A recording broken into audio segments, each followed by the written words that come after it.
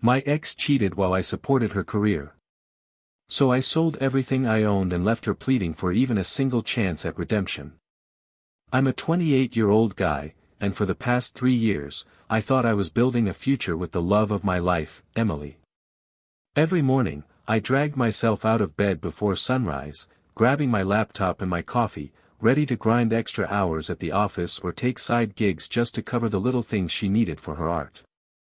I told myself it was worth it. I could see her eyes light up when she finished a painting, the same way I used to when I scored a big client at work. "I don't know what I'd do without you," she said one night, leaning against my shoulder in our tiny apartment. The sincerity in her voice, the warmth in her smile, I wanted to believe it, so I did. She always thanked me, posted loving captions on social media, and told friends I was her rock, the guy behind the dream she was chasing. I'd scroll through her feed late at night and see photos of her in the gallery, laughing with patrons, sipping champagne, and I felt proud. Proud that I could support her, proud that I could give her the chance to shine. Even when my own bills piled up or a weekend passed with me buried in spreadsheets, I convinced myself that her success would eventually be ours. There were small signs, of course, late nights at studio sessions, where she barely responded to my texts, or that one time she laughed a little too long at a comment from some older gallery patron. I noticed but pushed it aside, whispering to myself that every artist has their eccentricities, that this was just part of the grind. I even lent her my savings for an exhibition, thinking of it as an investment in our shared future. Then, a friend casually said, "Emily's really something with those gallery patrons, huh? She has a way of getting people to fall for her." I brushed it off nervously, but the words lingered, like a faint shadow across a sunlit room. I tried to shake it off, but deep down, a small, uneasy knot started forming in my stomach, one I couldn't quite untangle. And yet, I convinced myself that trust, love, and sacrifice were enough to hold us together, completely unaware that this dream I believed in might already be cracking. I started noticing Emily becoming increasingly distant, though I tried to convince myself it was just the pressure of her career. She'd cancel dinner plans with a shrug, muttering, "Sorry, I've got a late studio session," or stare at her phone with a little too much intensity when I walked in. One night, I caught her laughing at a message and quickly hiding the screen when I came closer. "Who's that?" I asked, trying to keep my tone light, but she just smiled nervously and said, "Just a friend from the gallery. Don't worry about it." I wanted to believe her, so I did, even as a pang of doubt dug into my chest. The air between us started feeling thicker, tense in a way I couldn't quite name, as if she was carrying a secret I wasn't supposed to know. Her phone was always face down, charging in the corner while we ate dinner, and she would flinch if I casually asked about her day. I told myself it was normal, that every ambitious artist has private correspondence, and that I shouldn't be insecure. But late-night whispers of the city outside our apartment seemed louder when she was texting under the dim glow of her desk lamp. One weekend, a colleague mentioned, almost casually, "I saw Emily downtown with some guy from the gallery, looked cozy." I nodded and laughed it off awkwardly, forcing myself to believe it was innocent, though my stomach clenched. I couldn't shake the images, the thought that maybe all my sacrifices were being overlooked, maybe even exploited. She also started hinting at my own shortcomings, subtle comments that felt like daggers wrapped in silk. "You could do more for me, you know," she said one evening, leaning against the doorframe. "I just wish you'd try harder." My throat tightened, and I swallowed hard, unable to respond. The tension was growing, almost tangible, like a storm forming just beyond the horizon. I kept telling myself that love meant patience, but deep down, a flicker of fear was growing.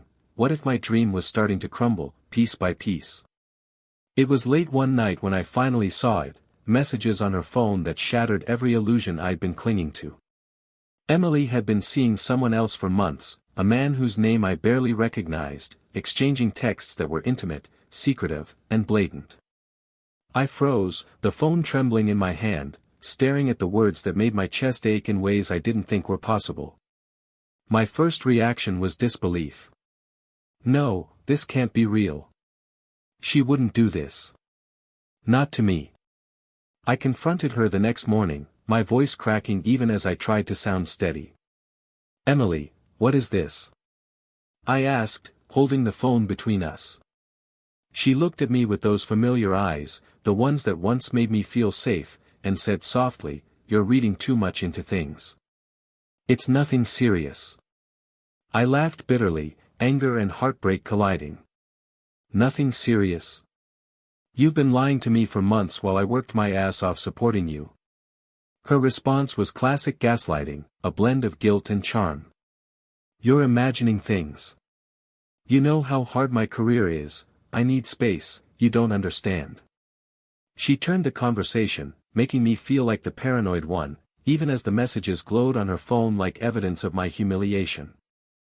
I felt exposed, like every sacrifice, every late night, every cent I'd given was meaningless to her. The apartment felt colder, shadows stretching across the walls as if echoing the emptiness settling in my chest. I sat on the couch, running my hands through my hair, the reality crashing over me. I had been blind, manipulated, and taken for granted. My trust, something I had built painstakingly over years, was weaponized against me. I wanted answers, confrontation, clarity, but all I felt was a raw, bitter ache of betrayal. And even as I tried to comprehend the depth of her deception, a chilling thought crept in: if this was the surface, what else had she been hiding? The morning after I found out, Emily was waiting at the apartment, her hair messy from sleep and eyes wide with what she claimed was remorse. "I messed up. I was confused," she said, her voice quivering. "I never meant to hurt you. I just got carried away." I stared at her, the weight of disbelief pressing down on me. Part of me wanted to crumble, to reach out and take her back, to hear the apologies I'd dreamed of for weeks. But another part, the part that had felt every slight, every late night, every lie, was on fire with anger. She continued, pacing back and forth, wringing her hands. "I know I've been distant, and I know I've made mistakes, but I swear I can fix this. You mean everything to me. Please, just let me explain." Her words were heavy, coated in that familiar charm that had always disarmed me before. I wanted to believe her, to let her hug me, to hear the Emily I thought I knew, but the phone in my pocket still burned with messages I couldn't unsee. "Explain?" I asked, voice trembling but sharp. "Explain months of betrayal? Explain why I worked my ass off while you were living a double life?" She tried to cry, a single tear slipping down her cheek, and I felt my chest tighten, the familiar tug of old love and hope mixing dangerously with resentment. I could almost see her calculating, weighing every word, molding her story so I'd stay. "I'll do anything," she whispered. "I'll change. I promise." But I had started to notice the subtle cracks in her facade, little lies embedded in her apologies, the tiny exaggerations meant to sway me. I realized, painfully, that this was manipulation disguised as regret. The air in the apartment felt thick and suffocating, the silence between us loaded with all the unspoken truths. And as she reached for my hand, I pulled away, my heart pounding, knowing that whatever came next, this confrontation wasn't going to be simple, or clean. It started with a casual glance at our joint bank account, something I had avoided for weeks because I wasn't ready to face the financial reality of supporting her. But when I opened it, my heart sank. Large transfers, strange withdrawals, and purchases I had no memory of. Studio equipment. Paid. Travel expenses for research. Paid. Expensive dinners at high-end restaurants. Paid. The more I scrolled, the colder my blood ran. She hadn't just been cheating emotionally, she'd been siphoning my money to fund a lifestyle she never needed me to know about. I confronted her that evening, the apartment smelling faintly of her scented candle, a cruel contrast to the storm raging inside me. "Emily, what is all this? These charges, these transfers. I trusted you." My hands shook as I slammed the laptop on the table. She leaned back casually, almost smug, a smile tugging at her lips. "You don't understand," she said lightly. "I'm an artist. I need inspiration. Everything I've done is for my career, and yes, I've had help along the way. But it's not what you think. I laughed bitterly, a short, hollow sound that echoed off the walls. Not what I think. You've been living a lie, Emily. Every cent I gave you, every sacrifice I made, it was never enough. You manipulated me, used me, and flaunted it while I was working myself to the bone. The words felt like they were burning my throat, each one heavier than the last. She paused, pretending to sigh, almost as if this was inconvenient for her, not devastating for me. I didn't mean for it to get this far. I just needed support, she murmured, trying to paint herself as the victim. My stomach twisted, the realization hit me like a fist. The woman I loved had systematically built a world where I was blind, paying for her affairs, her luxuries, her lies. And in that moment, I understood I couldn't confront her with anger alone, I needed a plan. The betrayal was deeper, more calculated than I had imagined, and the only way to reclaim my life would be on my terms. The knot in my chest tightened, knowing that the next step would change everything, for both of us. I collapsed onto the couch that night, staring at the empty apartment like it had turned against me. My savings were gone, drained by her lies and her needs, my hours of overtime swallowed by her deception, and my heart felt like it had been ripped from my chest. The city outside our window hummed with life, couples laughing, friends clinking glasses, but inside, there was only silence and a gnawing sense of emptiness. I ran my hands through my hair and wondered if I'd ever been so completely used, so thoroughly betrayed by someone I had given everything to. Messages from Emily kept coming, pleading and apologizing, each one more desperate than the last. Please. I didn't mean it. I can change, one read. Another, you're overreacting. You know I love you. Love? I laughed hollowly, a sound that felt alien in my own ears. Love isn't betrayal after betrayal, isn't lies after lies, isn't exploiting someone until there's nothing left. Every sacrifice I had made, every sleepless night, every missed opportunity, every financial strain, I had done for a dream that wasn't real. I thought about friends who had warned me, about my own instincts I had ignored. They had said, she's too good to be true. Don't get lost in her world. And yet, I had ignored every red flag, believing in her, believing in us. The apartment felt colder than ever, the shadows stretching across the walls like fingers reaching in to remind me that I was utterly alone. Even worse, the realization hit me that she was flaunting her freedom, her secret life, while I was left to pick up the pieces of my own existence. The humiliation was crushing. I felt exposed to the world, like everyone could see I had been manipulated, that I had been weak. And as I sank deeper into that pit, a burning clarity emerged. If I stayed, if I continued to play by her rules, I would destroy myself completely. Something inside me snapped. I could not allow this to continue, not her way, not anyone's way. I had nothing left to lose, and for the first time, I began thinking not of love, not of forgiveness, but of control. The night pressed in around me, heavy and suffocating, and I knew the next move would be mine entirely. The next morning, I woke up with a strange sense of clarity, like a fog had lifted from my mind.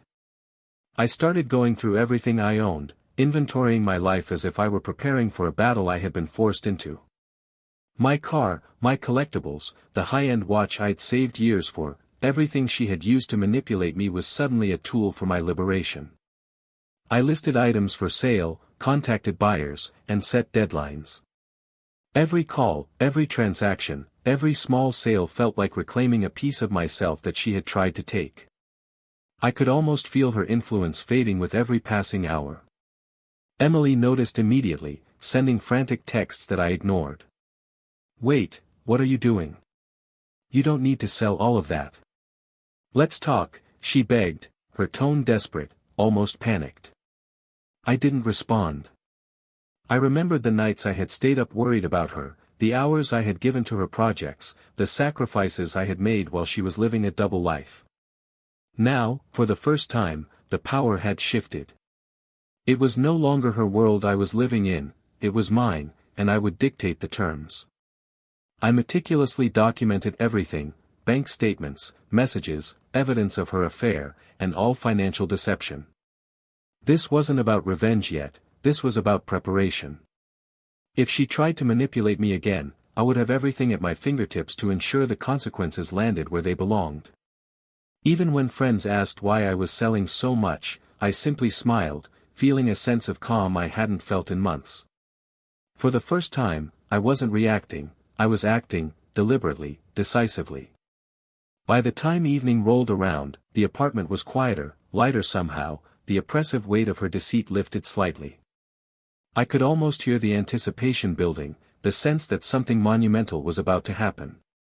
And though I had no idea how she would react, I felt a strange thrill. I was no longer the victim in this story. The next step would force her to see the man she thought she controlled, and I was ready. That evening, I returned to the apartment with the last of my belongings packed, each box a symbol of the life I was taking back. Emily was there, pacing in the dim light, her hair pulled back, eyes wide as if she had sensed the storm. "Wait, where are you going? What's all this?" she demanded, her voice trembling between anger and desperation. I set the last box down and met her gaze, cold and steady. "I'm leaving, Emily. Everything you've taken from me, emotionally and financially, ends tonight. I'm done being your pawn." Her jaw dropped, a mix of disbelief and panic flickering across her face. You can't leave. We can fix this. I can change," she cried, stepping closer, but I didn't move. The room smelled faintly of the candle she had lit earlier, an attempt to soothe herself, or perhaps me, but it did nothing.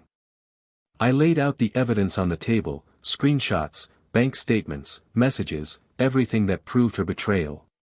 She reached for the papers, shaking. "You're lying. This isn't real," she yelled. I shook my head slowly, letting the weight of her actions sink in. "I trusted you with everything I had, Emily. Every sacrifice, every late night, every penny. And you used it all to live a lie." Her hands trembled as she tried to form a reply, but no words could undo the years of manipulation. The apartment, once familiar and warm, felt foreign, suffocating, as if it too had turned against her. She sank onto the couch, tears streaming, begging. "Please, don't do this. I need you. I love you. I swear I'll never do it again." I stepped back, voice calm but firm. "You've already done it. And this time, I'm not giving you a choice. The only thing left is for me to walk away." The tension was unbearable, the air thick with betrayal, fear, and the finality of my decision.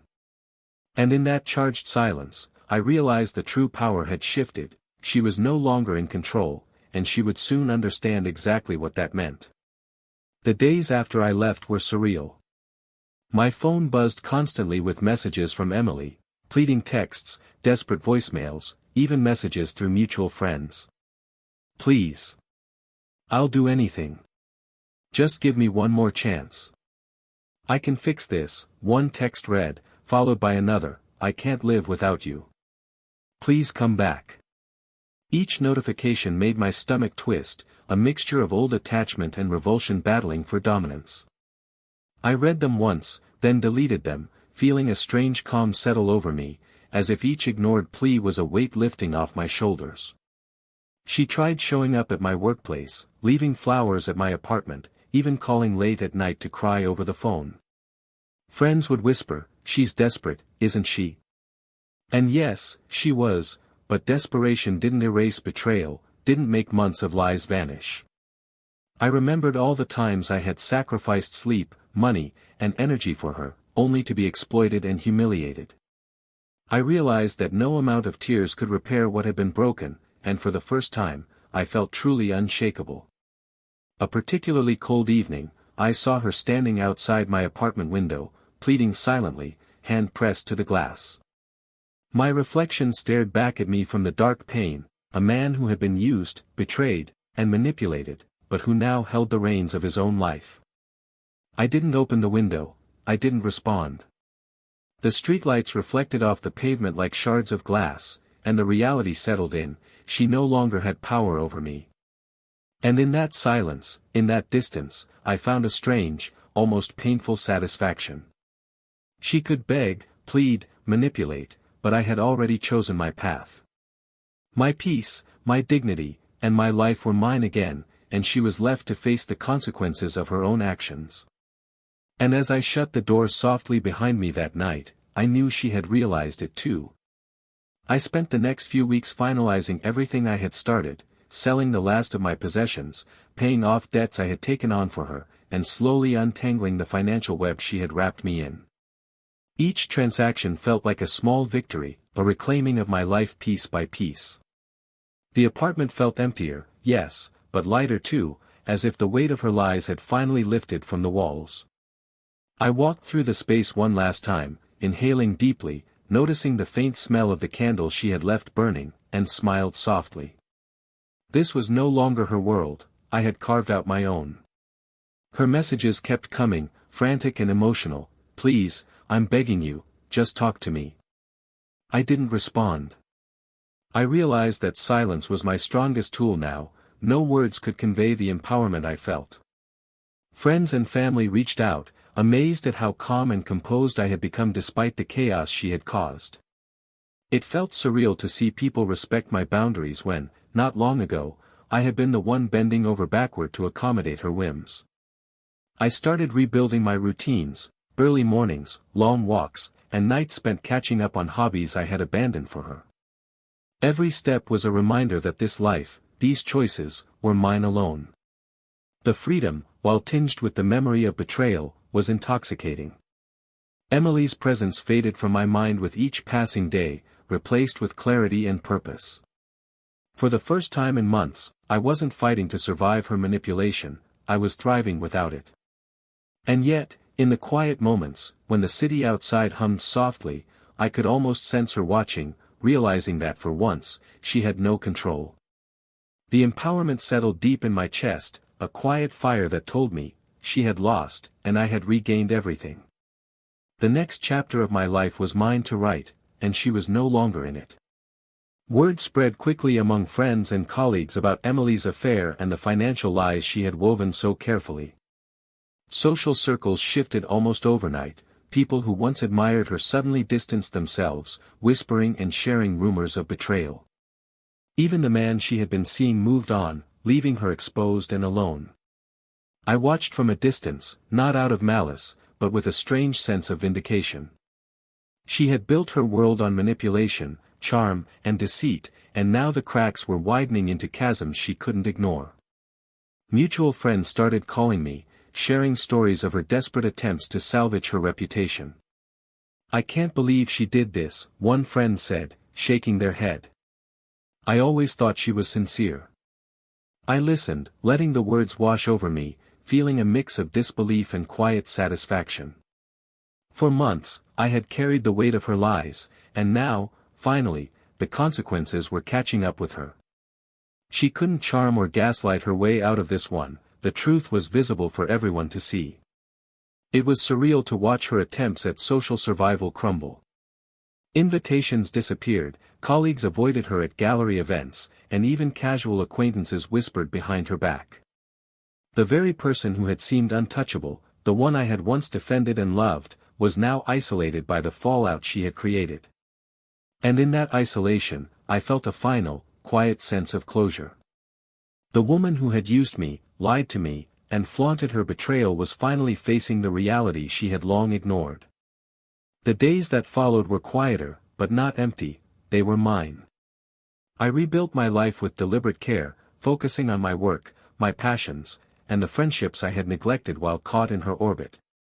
I started cooking again, playing guitar late at night, taking long walks through the city streets, savoring the freedom I had once taken for granted. Each step, each small victory, felt like reclaiming not just time and energy, but the very parts of myself that had been worn down by months of betrayal. I could feel the tension in my chest loosening, replaced by a sense of clarity and purpose I hadn't experienced in years. Emily occasionally reached out, leaving long, desperate messages, calling and texting in the late hours. But I didn't respond. I realized that true closure didn't come from confrontation or revenge, it came from walking away and refusing to give her power over my peace. Friends noticed the change, commenting on my calm confidence and the quiet strength I now carried. I had transformed the heartbreak and betrayal into a source of empowerment, letting go of the pain without letting it define me. I reflected on the lessons I had learned: trust carefully, recognize the signs of manipulation, and never sacrifice your well-being for someone else's convenience. I had been broken, used, and humiliated, yet I emerged with dignity intact, a stronger, wiser version of myself. And in that realization, I felt a profound sense of freedom, one that no betrayal, no lies, and no desperation could ever touch again. The story ends not with vengeance, but with peace. I had taken back control, reclaimed my life, and found the strength to move forward. Emily's collapse was no longer my concern, my focus was entirely on the life I had rebuilt, a life where I was whole, unshakable, and finally free.